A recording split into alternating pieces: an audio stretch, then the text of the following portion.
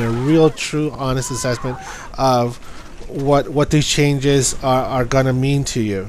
So the one things that I noticed the most is that people who play Gears of War, they're just not gonna keep playing Judgment. They're gonna switch back over to Gears 3. The controls are gonna confuse the mind. Okay, it's happened to me, and I'm sure it's happened to several people. And when the game, especially with Judgment, because the weapon hits are their strength are so off balance, this change becomes more of an aggravation that the game doesn't register. It doesn't work. It's almost like lag.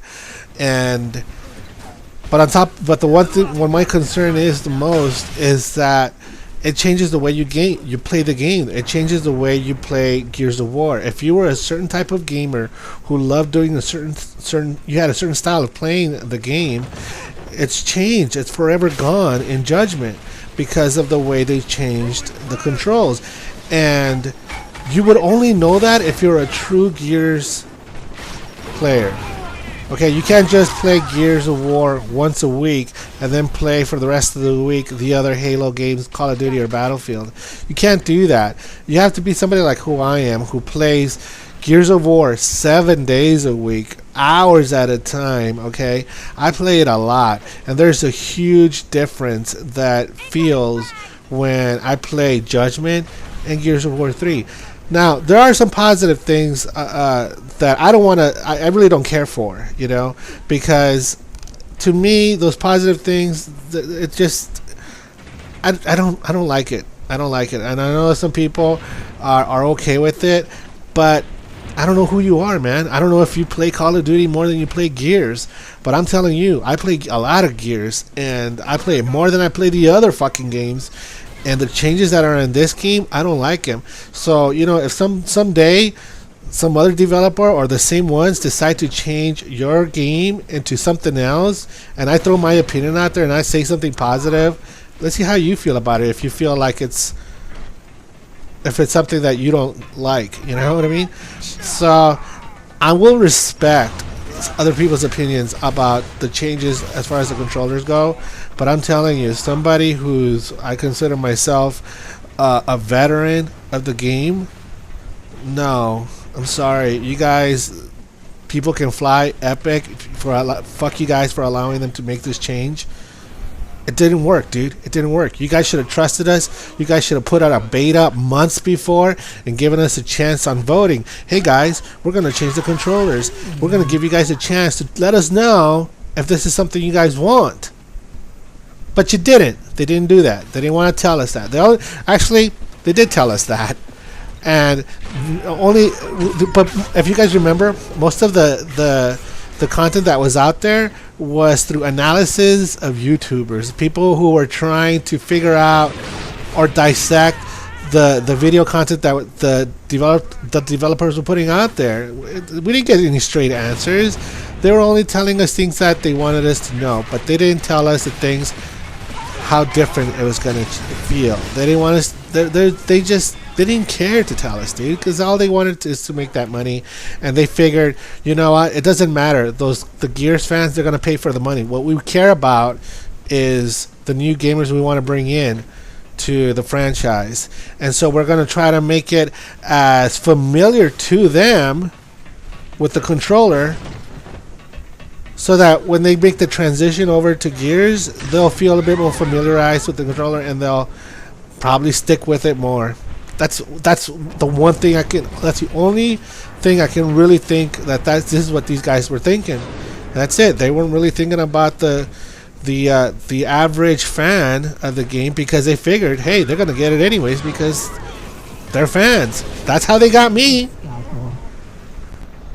Well, enough about that. Let me move on to the multiplayer maps that they gave us. And let me be fair. They I think in total there's 8 maps, but 4 of them belong to Overrun, and then the 4 other belong to COG versus COG, which is generally the Locust versus COG. But on this one, they decided to separate the maps to the different game modes. I don't know why they decided to do that. On the previous titles, all the maps were available for all the game modes, but on this one, they just kind of cut them right down the middle and gave us library, gondolas, rig, and streets, and then the other four to overrun. I'm not a big fan of overrun. I don't play it as much, but I don't know. Maybe some of you guys do have fun with it, but it's not the primary game type that I play when I get on Gears. The problem with having to play only for multiplayer maps is, as you guys know already, because you guys have been playing it with me for the last 2 months, is that you get tired of them. You get bored of them very quickly. Now, they did give us Haven, a free DLC, but like I said, I question their intentions behind them giving us these things for free. I wonder if they intended us for them to charge us for these extra maps. The executions, why did they remove that from the game and then give it to us later after the launch of the game? What if we never said anything? What if we were just like, you know what, just leave them out, we don't really care about it? A lot of us would be upset because we actually like those executions. We like doing those things to other people. They're enjoyable, they're fun, but they gave it to us after launch. And I've been hearing a lot of rumors, they always intended to put it back in there. Okay, why didn't they give it to us in the first place?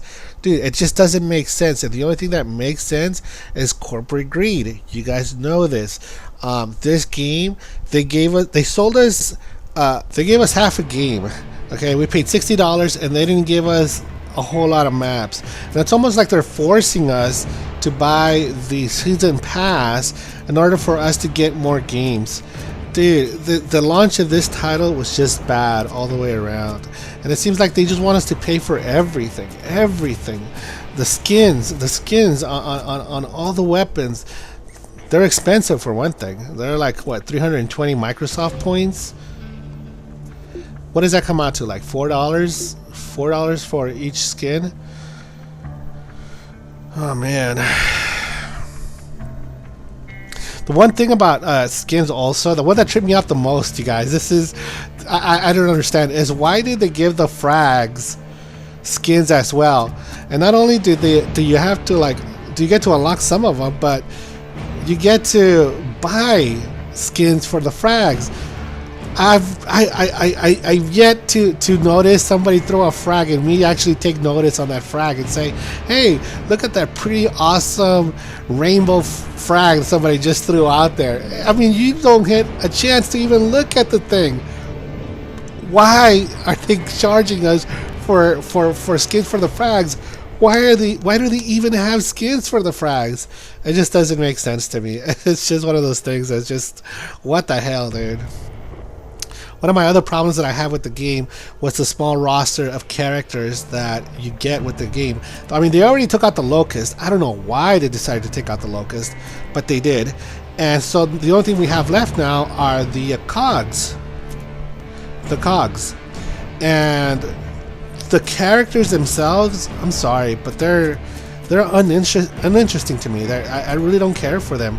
Baird, Cole I liked. Baird, he was just kind of there. I don't understand why we had to see a story, a prequel telling his side of things. For me, he was involved with Dom and Marcus. His story ended with them. I don't know why we needed to see a side story on him. It's almost like if we were to see a side story on Anya, and I wonder what people would have thought of that one. But I don't know, I just didn't care for the characters. None of them seemed interesting to me, except for maybe Sophia, right? That's a girl, Sophia. She seemed okay. She kind of made me laugh when she got tagged and she said the words, I'll miss you guys, and then I blew up. It's the only thing that made me laugh in the game. And then a good laugh too. And it wasn't like the other stuff where I was getting butt raped by the corporate company and I was laughing my ass off because I couldn't believe that they fucked me, man. They fucked me bad. That's what happens when you lose your mind. You just start laughing at the dumbest crap. One of the things I did like about the game was the skins. They did stood out. Like the colors in this game, they stood out a lot more than they did in the previous ones. And I liked it how you can customize your own cog. But you know, they should have given us a lot more characters, because it got pretty dull and kind of dumb when watching, you know, like three Coles on the other side of the team, and then there's 2 Coles on my side, and it just seems like all these black guys just going at it with each other, or the same characters. We just look like dumb clones running around. Here I go again. I thought of the Clone Wars from Star Wars, and I guess that's what this is, the Clone Wars of Gears of War.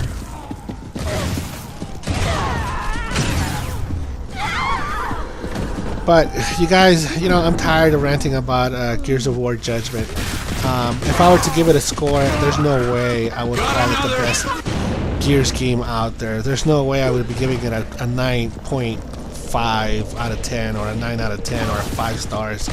No, this game doesn't deserve a score like that. If anything, my personal review on this game, if I were to give it a score, from a scale from 1 to 10, it would be a 5. I would give it a 5. But anyways, you guys, I went on long enough about this thing. I don't know what else to say, so I'm just going to end it right here. Thank you so much for taking your time to watch my rant on Gears of War. Like I said, I do love the game, and it's one of my favorite games of all time. Unfortunately, Judgment was a major disappointment for me, and I'm hoping that on the next gen consoles they'll release a 5th title, and it'll be a lot better, and they'll learn from this awful mistake that they did with this one. But until then, you guys, I'll see you guys next time on my next rant.